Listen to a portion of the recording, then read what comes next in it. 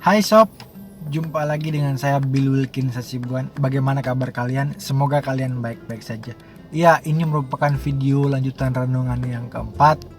Saya lama belum bisa membuat video karena ada banyak kesibukan, ada banyak kegiatan, sehingga sering tertunda. Dan akhirnya saya memutuskan agar membuat video untuk di akhir tahun ini, karena banyak isu-isu atau berita yang keluar atau tampil di media sosial maupun di televisi tentang resesi atau tentang menurunnya keadaan ekonomi dunia. Dalam perspektif kekristenan bagaimana? Inilah yang ingin saya sharingkan atau berbagi. Apa sih kata Alkitab tentang bagaimana mengelola keuangan kita untuk kita dapat bertahan di tengah-tengah akan adanya resesi ataupun guncangan ekonomi dunia. Tetap saksikan terus renungan ini, semoga menjadi berkat dan ini menjadi refleksi buat kita di akhir tahun menyambut tahun 2023. By the way, selamat Natal buat kita semua dan menyongsong tahun baru 2023. Kita mulai perenungan, cekidot.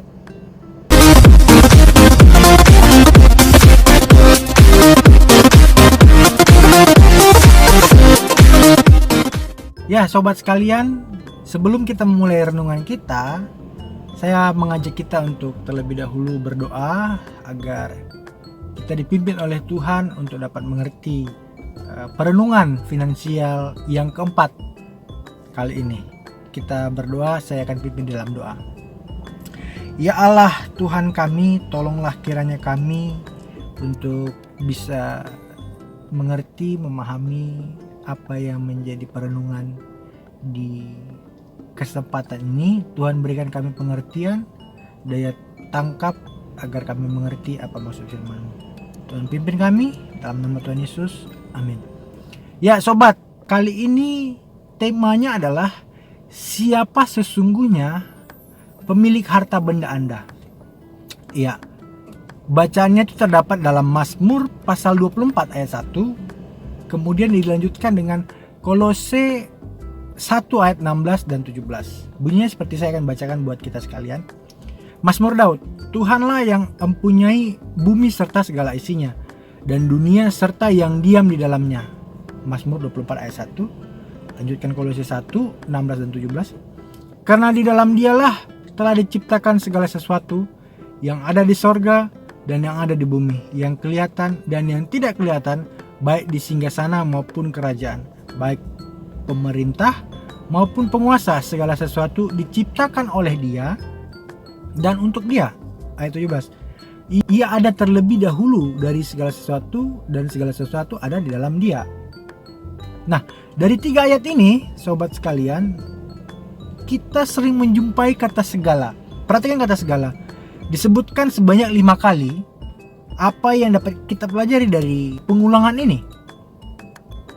Allah itu ingin membuat pernyataan dengan sangat jelas bahwa apa? Segala yang kita miliki adalah, atau segala yang kita punya saat ini adalah miliknya, milik Tuhan Yesus Kristus. Untuk itu kita diajak mengingat pernyataan ini bahwa apa yang Tuhan percayakan kepada kita itu adalah kepunyaan Tuhan yang dipercayakan kepada kita untuk kita kelola dengan baik. Kita, termasuk sobatku sekalian, dalam kata segala ini dimaksudkan di kedua ayat ini berdasarkan hak penciptaan dan hak penebusan. 1 Korintus 16 ayat 19 dan 20. Anda atau sobat sekalian adalah milik Allah. Harta benda kita juga termasuk dari kata sebalah. Misalkan itu rumah, mobil, apapun yang kita sayangi, yang kita cintai, itu adalah masuk di dalam kata segala tadi, yang 5 kali tadi. Itu maksud dalam kata segala. Ketika Allah menciptakan Adam dan memberi dia kehormatan untuk memelihara Taman Eden di dalam Kejadian 2 ayat 15, Allah tidak mengalihkan hak kepemilikan. Ingat, Allah tidak mengalihkan hak kepemilikan.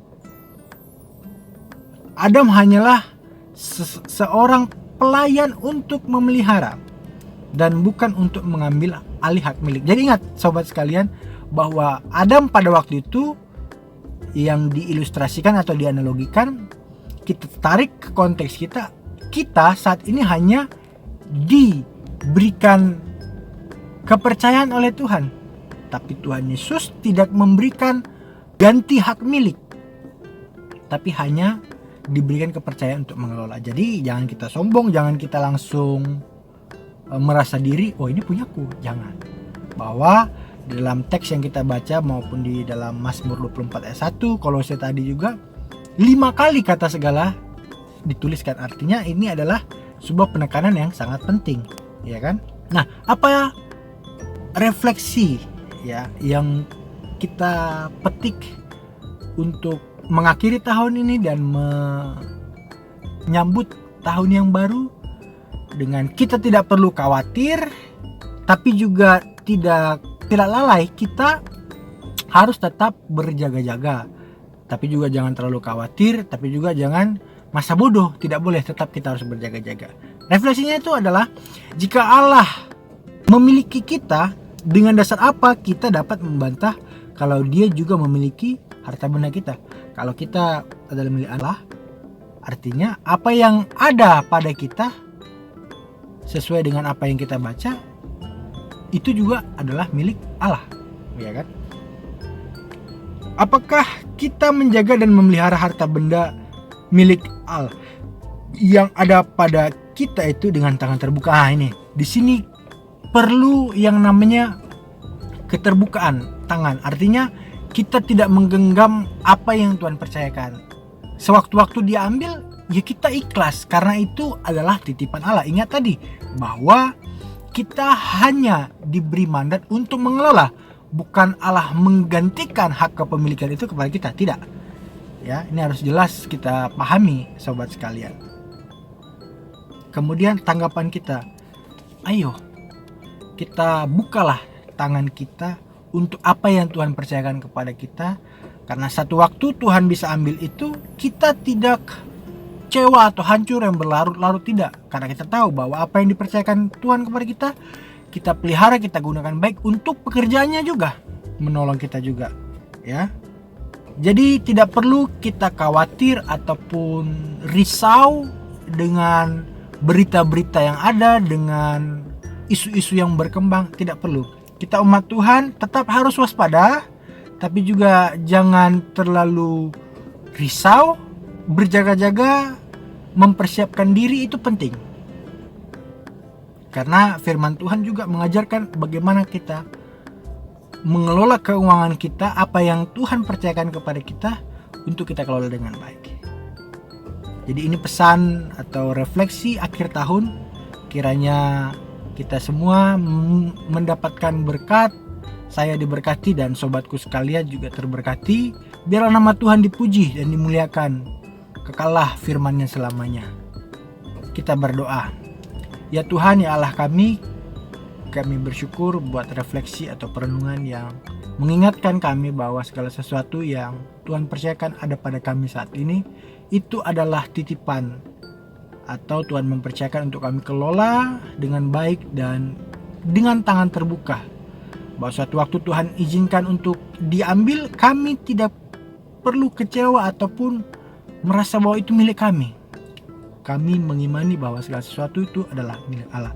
Dan ajar kami untuk mengatur keuangan kami, dan kami tidak perlu takut ataupun gemetar dengan keadaan yang akan terjadi dari pemberitaan-pemberitaan yang selama ini sedang ramai, baik di media sosial maupun di televisi. Terima kasih Tuhan, Kau memberkati setiap sahabat sekalian dimanapun mereka berada, pun dengan hamba, dengan kegiatan kami masing-masing, Tuhan kiranya beserta dengan kami. Terpujilah Allah Tritunggal Tuhan kami yang Esa, kekal selamanya, dalam nama Tuhan Yesus. Haleluya, amin. Jadi sekian perenungan kita, nantikan video berikutnya. Semoga ini bermanfaat buat teman-teman sekalian, buat sobat sekalian. Bagikan, share kepada sahabat kalian, teman-teman kalian, keluarga kalian, jika kalian merasa mendapatkan berkat ataupun ada manfaat yang teman-teman dapat ketika menonton video ini. Bye, sampai ketemu di video selanjutnya. Tuhan Yesus memberkati.